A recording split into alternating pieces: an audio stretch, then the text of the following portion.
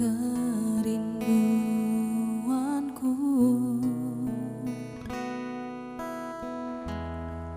bersujud dalam tempat kudus-Mu. Sekarang ku menyembah-Mu di dalam roh dan kebenaran. Inilah pujian dan penyembahan dari hatiku, Tuhan.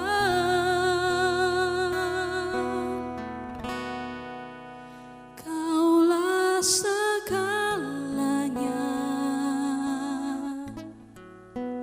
di dalam hidupku. Sekarang ku berikan seluruh cintaku hanya bagimu. Hanya Kau Yesusku, menara dalam hidupku, di hatiku. Kaulah segalanya.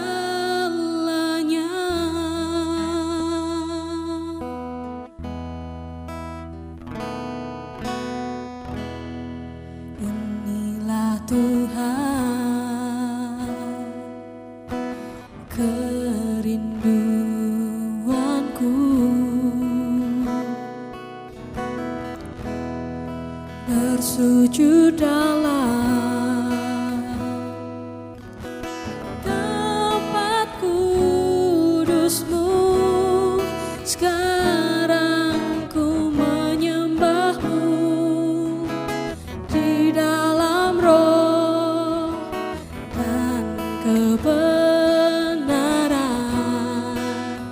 Inilah pujian dan penyembahan dari hatiku, Tuhan. Kaulah segalanya di dalam hidupku. Sekarang ku berikan seluruh cintaku hanya bagimu. Hanya Kau Yesusku, menara dalam hidupku, di hatiku. Kaulah segalanya.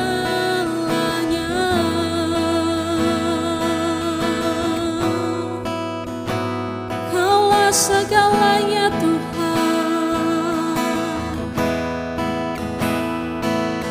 Ku berikan hidupku, ku berikan hatiku hanya padamu, Tuhan.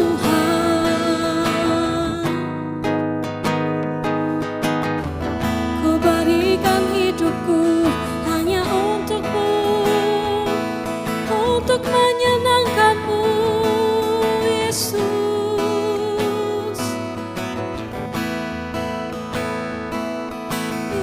Yesus Tuhan, Kau pujaan hatiku.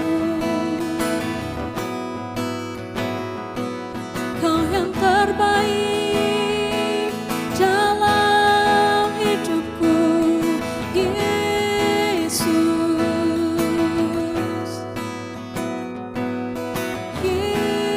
Yesus,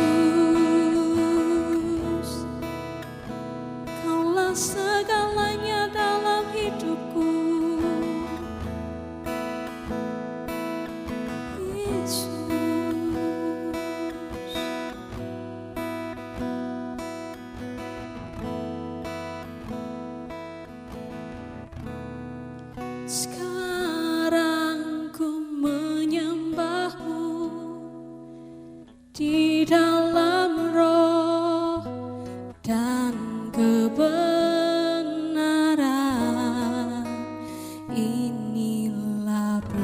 pujian dan penyembahan dari hatiku, Tuhan.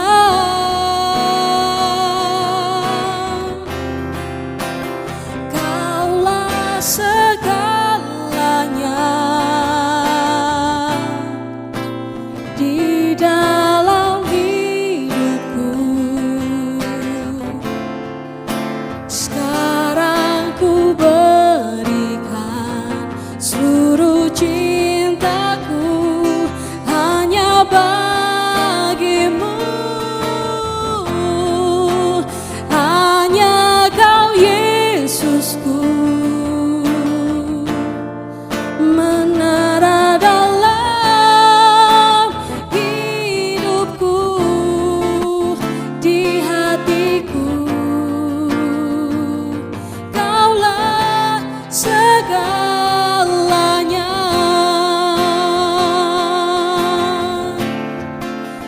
di hatiku. Kaulah segalanya di hatiku. Kaulah segalanya.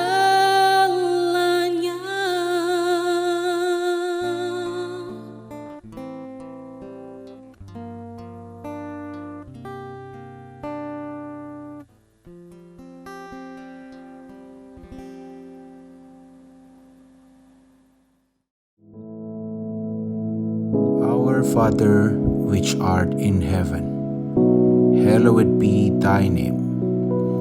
Thy kingdom come, thy will be done in earth as it is in heaven. Give us this day our daily bread, and forgive us our debts, as we forgive our debtors. And lead us not into temptation, but deliver us from evil. For thine is the kingdom, and the power, and the glory, forever. Amen.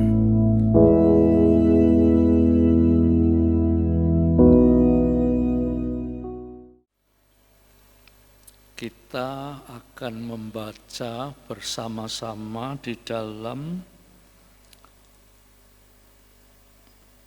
Injil Markus pasal 4 ayat yang ke-35 sampai 41.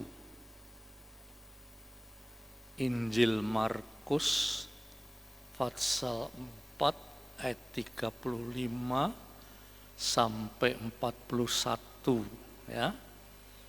Saya bacakan dan saudara ikuti. Usahakan supaya saudara bisa mengerti tiap pembacaan ini ya. Saudara perhatikan ya. Pada hari itu, waktu hari sudah petang, Yesus berkata kepada mereka, "Marilah kita bertolak ke seberang."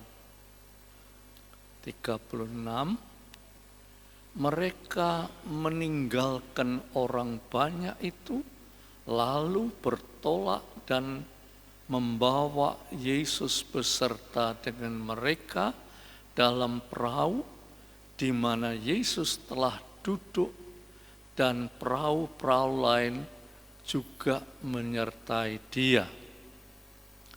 Lalu mengamuklah taufan yang sangat dahsyat, dan ombak menyembur masuk ke dalam perahu, sehingga perahu itu mulai penuh dengan air. Pada waktu itu Yesus sedang tidur di buritan di sebuah tilam. Maka murid-muridnya membangunkan Dia dan berkata kepadanya, "Guru, Engkau tidak peduli kami kalau kita binasa?" 40.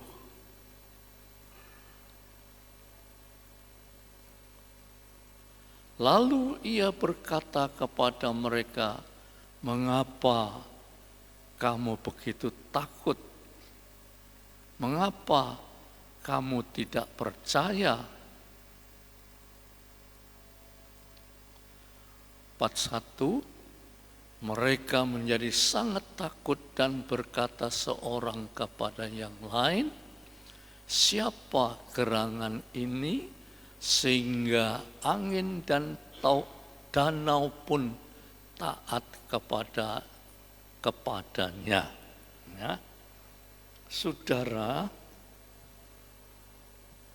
mungkin saudara sudah sering membaca,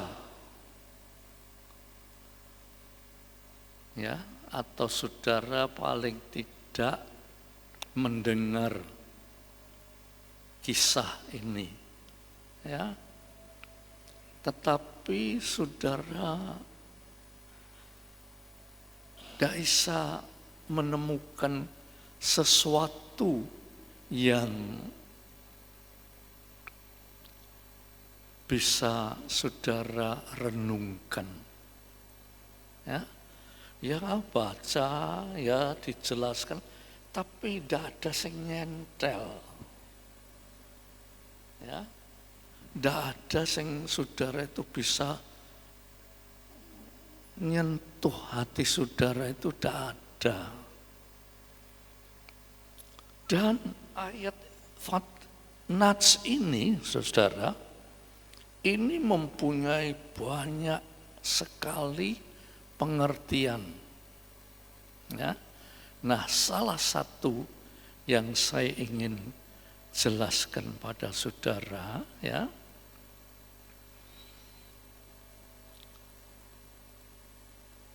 hidup manusia di dunia ini harus mengerti,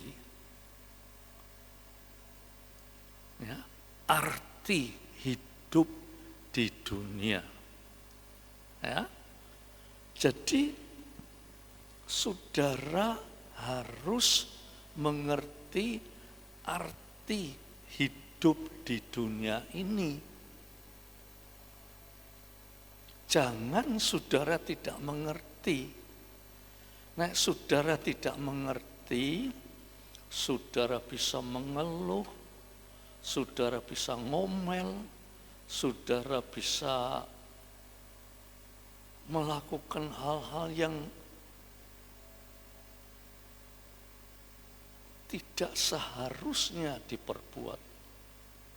Ya, misalnya orang sampai bunuh diri, ya, tidak ngerti apa artinya hidup di dunia ini. Ya, misalnya orang yang marah, ya, sebetulnya dia tidak mengerti apa artinya hidup di dunia ini. Nah, saudara pasti tanya, loh, apa hubungannya pembacaan ini dengan hidup di dunia? Apa hubungannya? Nah, saya jelaskan, ya, supaya saudara datang tiap pagi itu bukan tidak ngerti apa-apa, tetapi saudara ngerti, oh inilah yang disebut hidup di dunia itu. Ya, coba saya jelaskan. Murid-murid bersama dengan Tuhan Yesus itu waktu naik perahu. Ya, saudara mesti semua mengerti. Kalau orang naik bis, ya, dengarkan, orang naik bis atau mobil itu jalannya itu di udara, di darat, atau di laut. Nek menurut saudara, orang naik mobil atau naik bus ya, itu jalannya itu di udara, di darat, atau di laut. Ya? Di daratan ya. Nah, ini murid-murid dan Tuhan Yesus ini naik perahu. Perahu itu jalannya di udara, di darat, atau di laut? Laut. Ya. Sekarang, saudara, kalau orang berjalan di laut, ya, saudara perhatikan, orang berjalan di laut, orang itu harus ngerti laut itu luas dan gelombang. Kalau sudah sampai di tengah-tengah itu gelombangnya semakin besar. Ya. Orang harus ngerti bahwa menyeberangi laut dengan perahu itu harus tahu bahwa laut itu bergelombang, semakin saudara ke tengah semakin besar gelombangnya. Apalagi kalau ada badai, ya, gelombangnya semakin besar sekali. Orang harus tahu. Lalu orang tidak tahu, ya saudara, naik perahu, tidak ngerti apa nanti yang akan terjadi di dalam laut itu, tidak ngerti. Laut itu, saudara, kalau orang berjalan di dalam laut, orang itu ngerti bahwa laut itu gelombangnya besar. Seringkali kapal-kapal itu tenggelam karena gelombangnya besar. Ya, banyak sekali orang binasa di tengah-tengah lautan. Ya. Dan di lautan itu bukan saja gelombang, di lautan itu ada batu karang, ada gunung-gunung es dan sebagainya. Ya.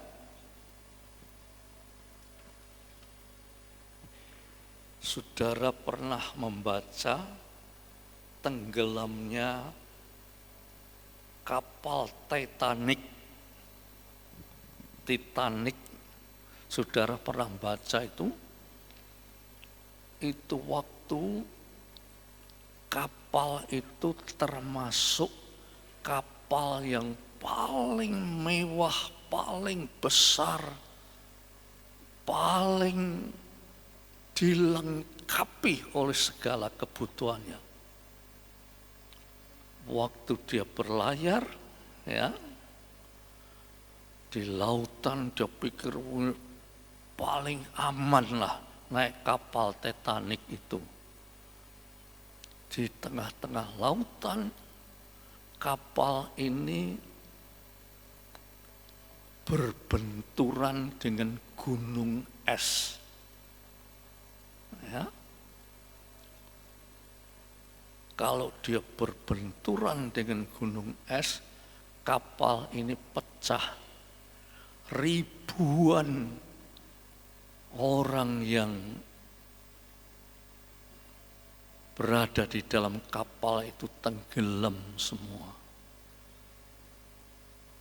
Jadi orang kalau mau naik kapal mesti tahu bahwa kapal itu banyak gelombang, banyak batu karang, banyak gunung es.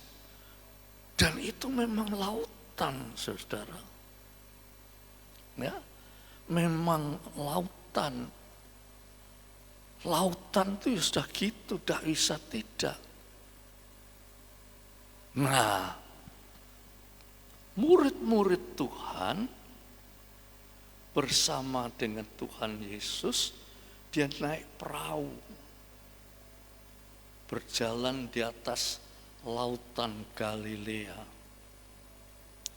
Lautan Galilea itu lautan yang gelombangnya tidak bisa dipastikan. Satu waktu mendadak gelombang itu besar, satu waktu tenang, tidak bisa dipastikan. Ya, saya pernah naik perahu di lautan Galilea, pernah, saudara. Ya, waktu berangkat itu tenang, saudara. Tahu-tahu gelombangnya besar, saudara. Menakutkan, saudara. Menakutkan betul-betul. Saya cuma berkata, terserah Tuhan, mau apa? Nek sudah di lautan, gelombangnya itu besar. Air itu masuk sampai basah semua, saudara. Ya, sudah, kalau sudah begitu itu mau apa, saudara? Mau jerit siapa? Menjerit mbek sopo? Ya, minta tolong mbek siapa?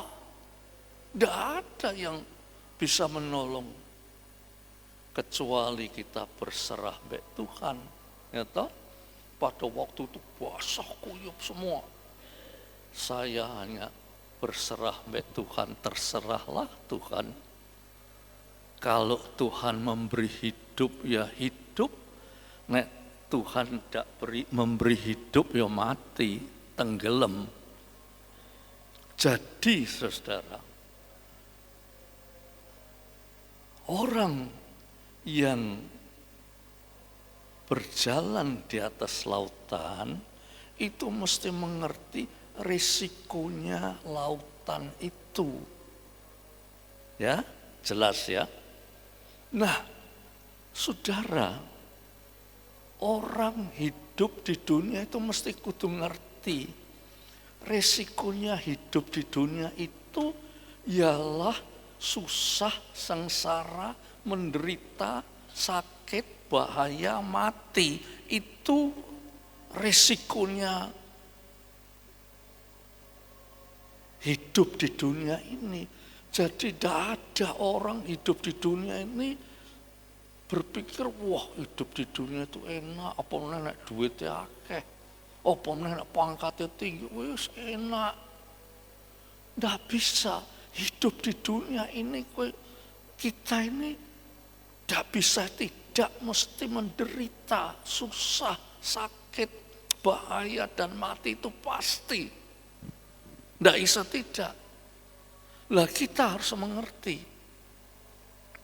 Murid-murid Tuhan bukan orang tidak mengerti. Dia mengerti bahwa naik perahu di lautan Galilea.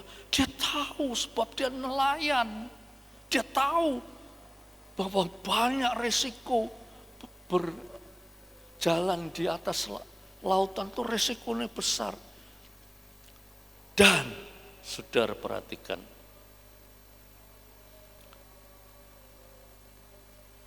murid-murid Tuhan membawa Yesus naik di perahu itu. Ya, dengarkan. Murid-murid Tuhan membawa Yesus naik di atas perahu itu. Murid-murid, namanya murid, ya, pasti tahu siapa Yesus itu. Ya, di samping dia tahu bahwa lautan Galilea, lautan yang ganas, gelombangnya besar. Tetapi dia juga harus tahu siapa Yesus, sebab dia itu murid.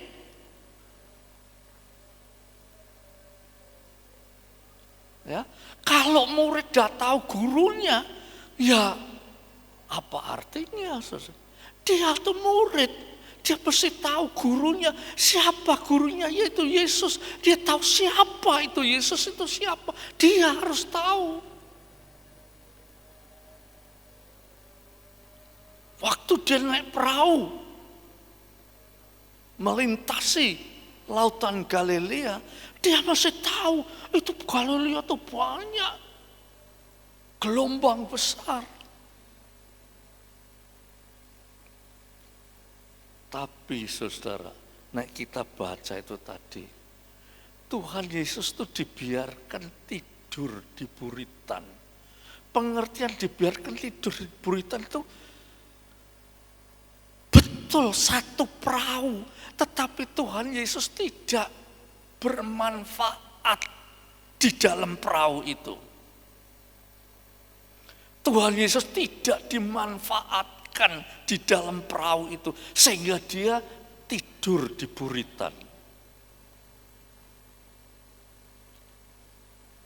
Tadi saya katakan, orang hidup di dunia ini mesti tahu bahwa dunia itu nggone susah, menderita, sengsara, sakit, bahaya, mati itu. Ini dunia ini. Semua orang, dan kita itu murid-murid Tuhan. Ya, saudara dan saya itu murid-murid Tuhan. Mesti tahu siapa guru kita. Siapakah Yesus itu kita mesti tahu. Tetapi saudara, seringkali kita itu membiarkan Yesus itu tidak berfungsi di dalam hidup kita.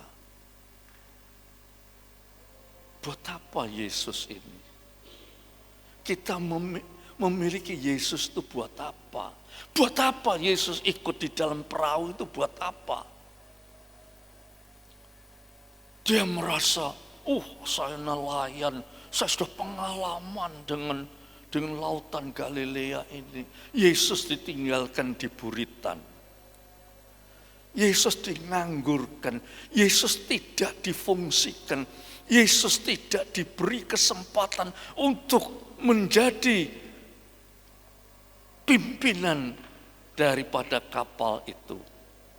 Dibiarkan di buritan. Nah, saudara-saudara, ini juga terjadi bagi kita semua.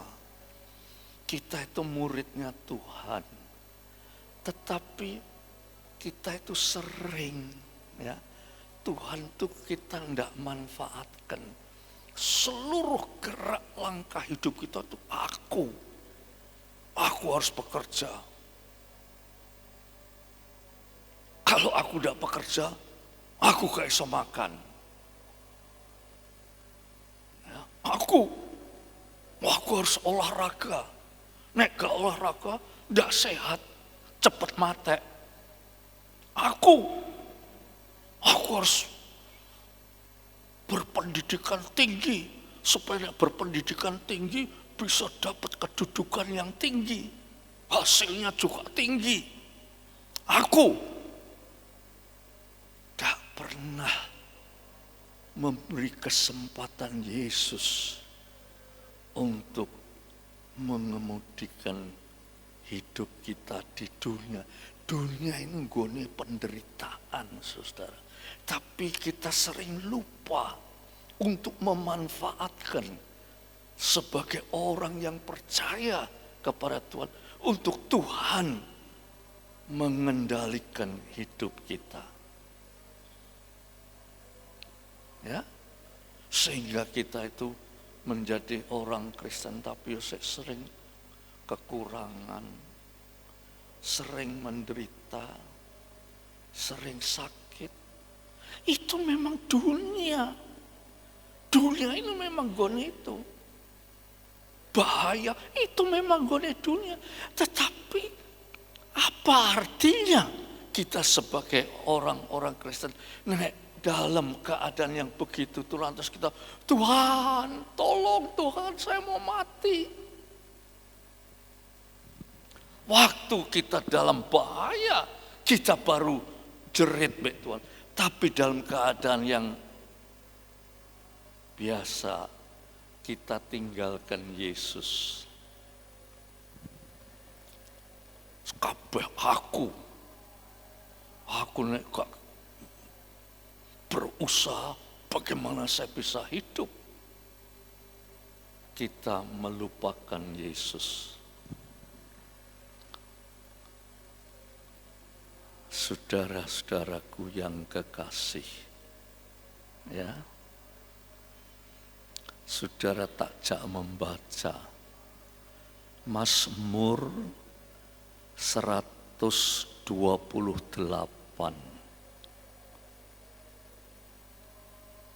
Saudara catat ya, Mazmur 128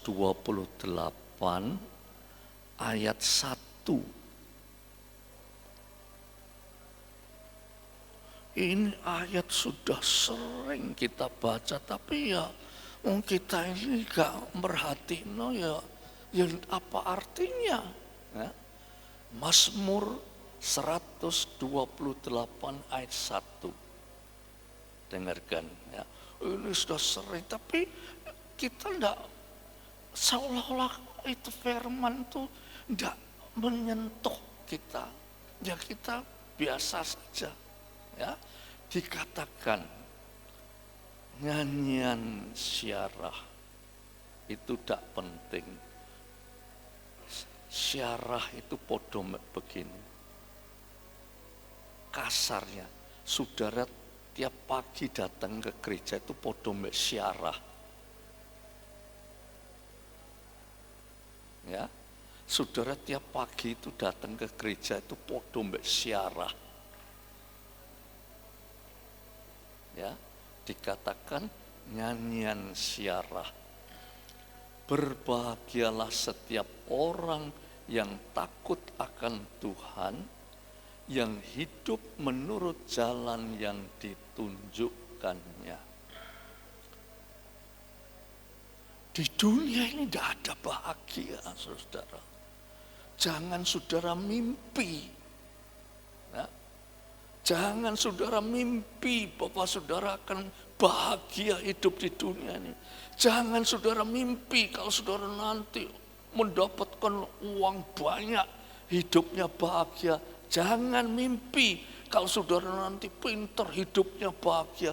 Jangan saudara mimpi kalau saudara sehat, hidupnya bahagia. Jangan mimpi. Di dunia ini tidak ada kebahagiaan. Ya. Sebab dunia ini tidak ada kebahagiaan, firman Tuhan berkata, berbahagialah setiap orang yang takut akan Tuhan. Kata-kata takut itu, saudara, ya, itu mencakup pengertian menghormati Tuhan, taat pada firman Tuhan. Jadi orang yang bilang takut baik Tuhan tapi tidak menghormati Tuhan, tidak taat pada perintahnya, bagaimana bisa dikatakan takut? Seorang anak takut baik orang tuanya karena orang tuanya omong, ayo, tidak boleh lari-lari, nurut. Itu namanya takut. Tetapi dikatakan berbahagialah setiap orang yang takut akan Tuhan, yang hidup menurut jalan yang ditunjukkannya. Hidup menurut jalannya Tuhan. Hidup menurut jalan yang ditunjuk oleh Tuhan. Lah nek nganggo dalane dhewe, ya. Aku ku Kristen. Aku ini melayani Tuhan. Wah, aku berkorban banyak buat Tuhan. Tapi tidak menurut jalan yang ditunjuk oleh Tuhan. Lah apa artinya? Ya, apa artinya?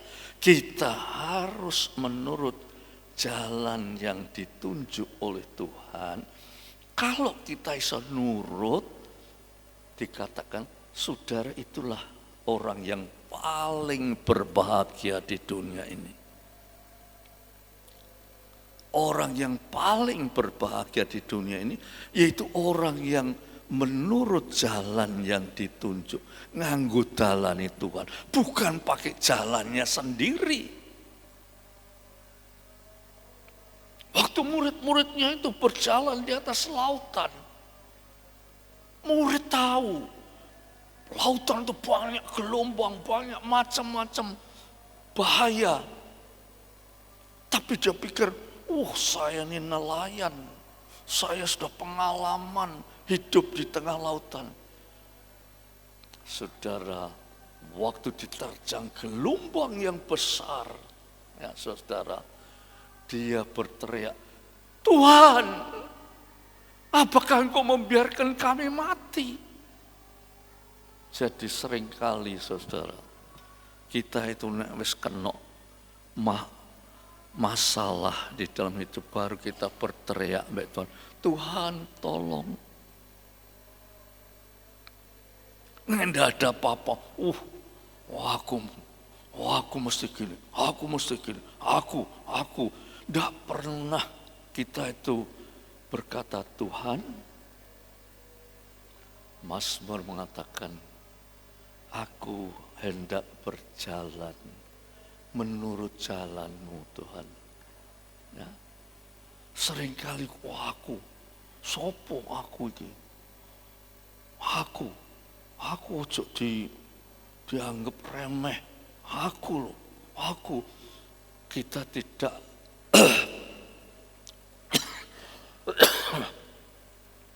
ingat Tuhan kita yang harus ditinggikan. Ya, saudara, kabeh aku. Oleh sebab itu, mari pagi hari ini, saudara tahu dunia ini nggone penderitaan, saudara. Dunia ini nggone susah. Dunia ini nggone air mata.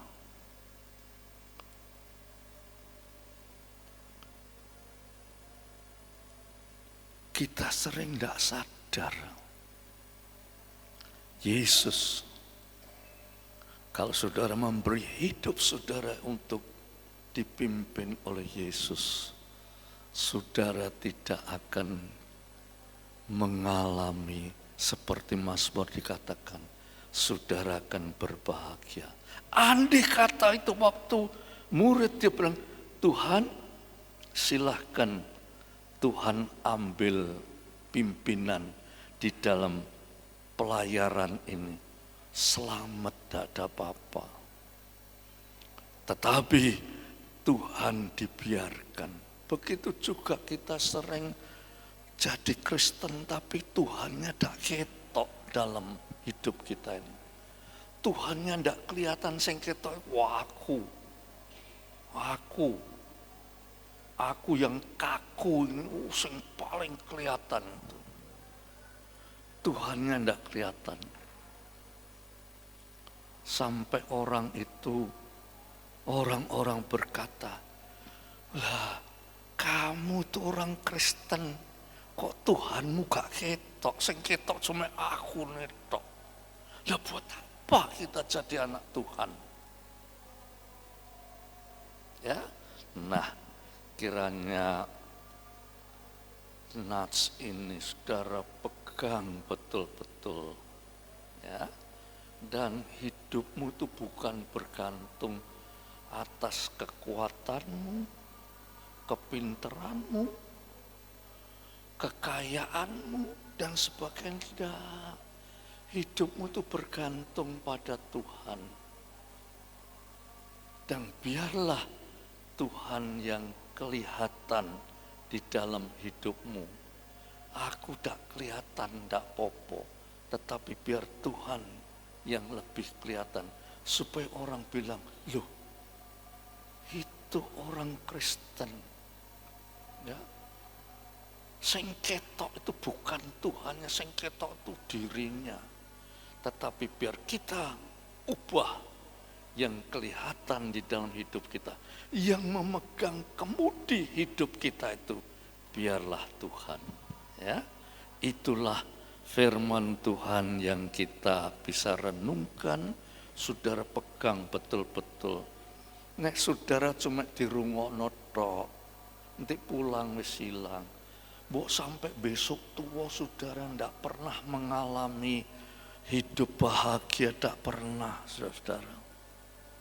Ndak pernah ngerasa damai sejahtera dari Tuhan, ndak pernah.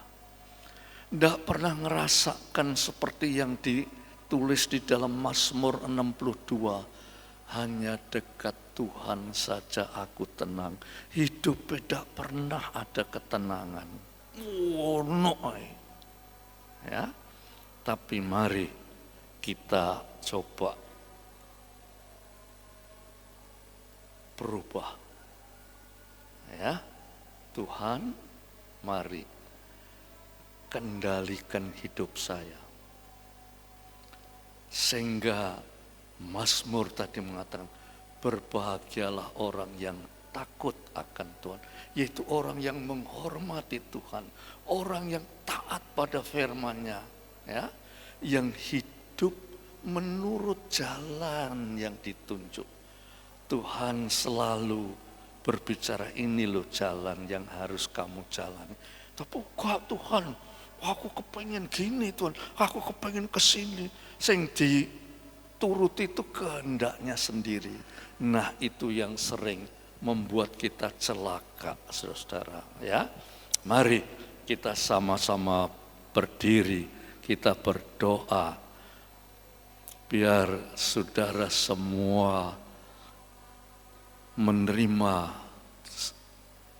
sentuhan Roh Kudus, menerima urapan Roh Kudus, sebab Roh Kudus akan menolong saudara untuk mencapai hidup yang bahagia, yaitu hidup menurut jalan yang ditunjuk oleh Tuhan. Ya, Bapa yang di sorga, hamba-Mu sudah menyampaikan kebenaran firman-Mu.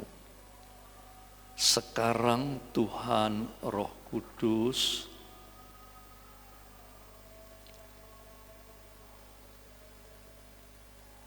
kalau ada hati yang terbuka,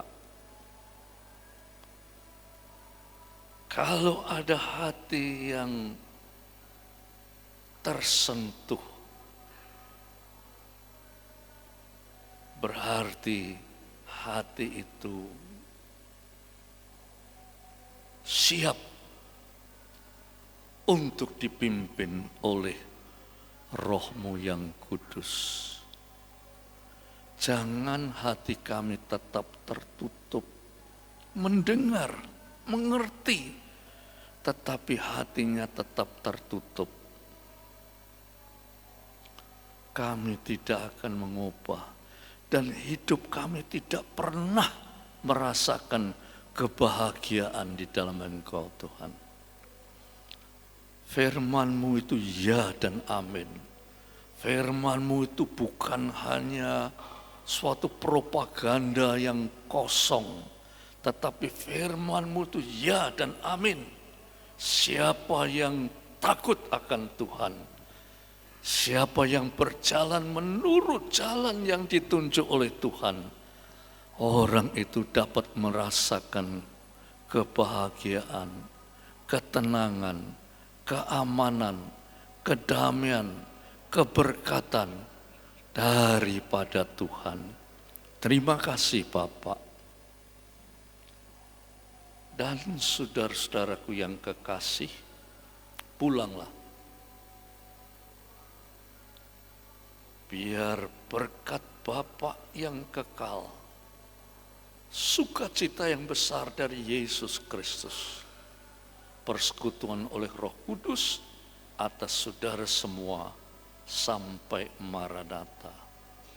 Dalam nama Yesus Kristus, mari katakan bersama-sama, amin.